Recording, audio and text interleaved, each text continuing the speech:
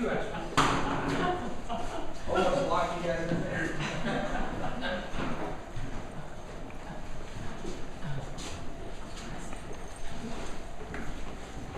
Do the last person, sir.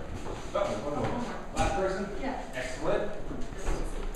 You're going to notice I'm going to shut every door and open every door to walk into every room, just so I know where everybody's at all times. Now this device I'm setting here in front of everybody, I'm going to carry it with me throughout the house. Do we have any electricians here? All right. It is a K2 meter EMF detector. If I hold it up to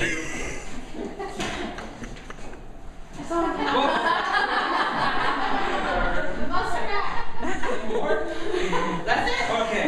If I hold this device up to the light switch, it's going to make a sound like screaming mice. At least I think it sounds like that. It'll also light up. Now, it is not an exact science, but it is believed that spirits are energy. That's why you hear people saying their batteries died or cameras were fully charged, kaput. If anything gets near this at any time, while it's in the center of the room and it goes off, the reason I place it in the center, it's not near a live wire or a circuit or light switch. If anything causes it to go off, it's abnormal, paranormal, above normal. Aha. I'm going to give you guys some of these later on. Now, before I begin my tours, I'd like to ask a few different questions. And I should also point out, I'm a very animated person. I'll be all over the room, so try to follow me. Before I begin my tours, I'd like to ask a few questions. So with a show of hands, please amuse me. Who here is a fan of Ghost Hunters, TAPS, the TV show? Okay. Ghost Adventures? Okay. Who just found this place by walking by or had a hotel say, hey, you should check it out? Or somebody Said check it out. Okay. And who was dragged here by somebody? Always the biggest group.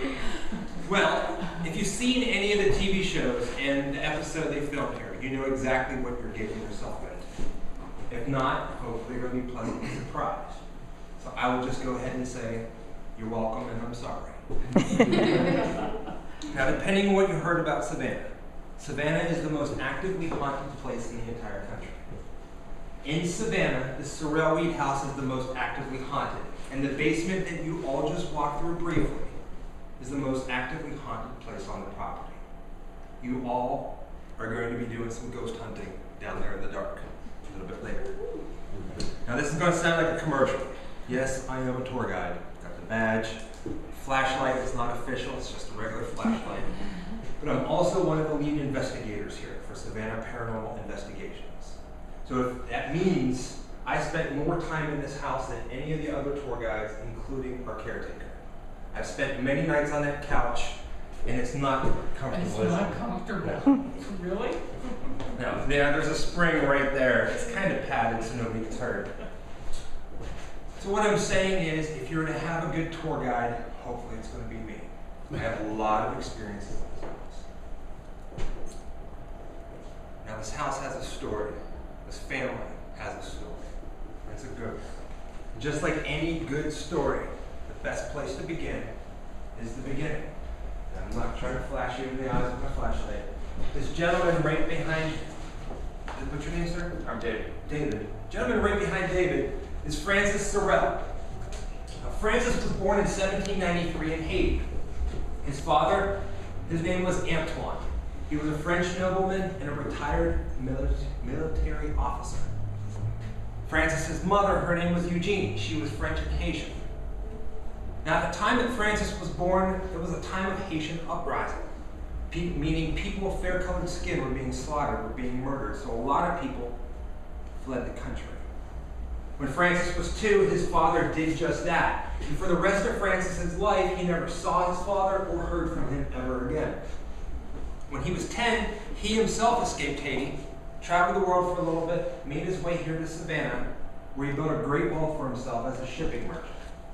Became one of the most prominent families, well-respected, wealthy in all of Savannah. In fact, when this house was built, it was the second biggest mansion in all of Savannah. Now, do we have any history teachers here? I was horrible at history. So I promise you, I'm not going to bog you down with all kinds of facts. But there are some things you need to know. Ages, dates, who died, and where they died. Francis married a woman by the name of Lucinda. I call her Lucy. They had 3 children, and within 5 years, she died of the yellow fever.